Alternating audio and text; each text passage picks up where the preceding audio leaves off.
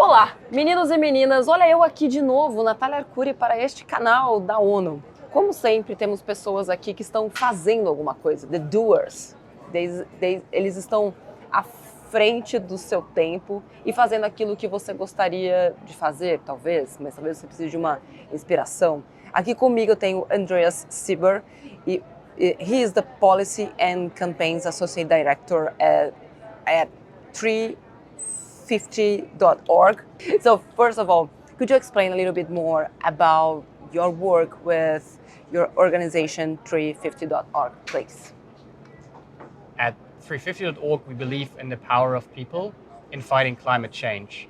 So before 350.org existed, there was no climate movement 15 years ago. So 350 was instrumental in building that. And what we do now is to both fight to keep fossil fuels in the ground and power up renewables and support communities in doing that. How did you get that idea? Why did you first start it?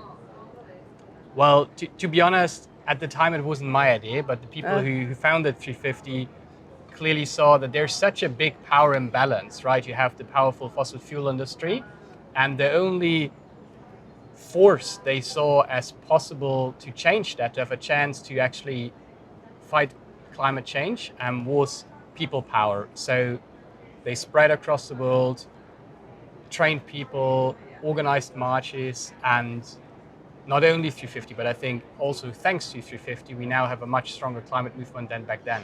Okay, so we are at a halftime. Everything that we are speaking here comes with your subject. They are very connected. Do you believe we can achieve the goals when it comes to sustainability, clean energy, and etc.? Of course, we can achieve the Sustainable Development Goals. It's a question of political will. Right now, at halftime, we are unfortunately far behind. So for instance, if you look at access to clean energy, that's just so key. 75% of greenhouse gas emission, what is causing climate change, come from the energy sector. So if you look at that, not only are emissions still rising, but also for the first time actually, the number of people without access to energy is growing again. And that is because we have a fundamentally unjust global financial system. That is because of the greed of corporations and rich countries. And we need to fight that and massively scale up renewable energy. But if we have the political will and if we remove the barriers, that is very well doable.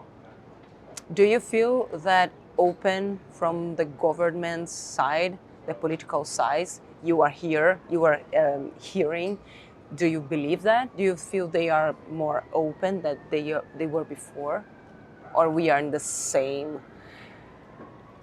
Well, some things are moving, in particular from the global south, from small island development states, from other countries, and we see some movement. For instance, recently at the G20, we saw a commitment by the biggest economies to triple renewable energy capacity by 2030. That's a big deal.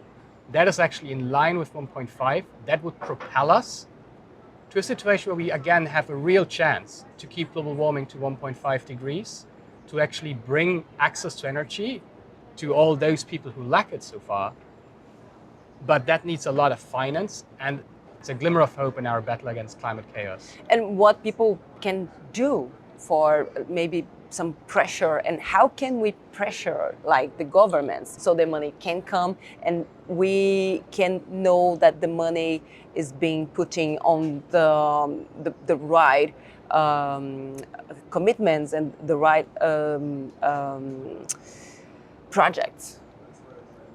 I strongly believe if not us, the people, keep governments accountable, no one really will. We contributed to a big march around the world. Last weekend, over 500,000 people marched for more climate action. Us at 350, we organized another march to ramp up renewables in November. So we are there, I think. So I would just say, join us, really, to people. But you're right, there's a huge finance gap. We need $4 trillion annually in renewable investment to reach the goals we have to meet the SDGs on climate and energy. Currently, we are not even halfway there. And we face an even bigger gap in the global south, namely outside of China. There, the gap is huge, and it is for rich countries to realize that and support these countries to actually make their energy goals, and to support these countries because also, frankly, the international financial market is fundamentally biased, fundamentally unjust. So without that support, we won't get there. And rich countries need to finally realize that, and as you said, need to put their money on the table, and we will do our best to keep them accountable. Thank you so much, and have a good luck. Count on everybody to join you on your next march, right? Yeah, say here under, I will be there. Thank you so much. Thank you. Thank you. Awesome.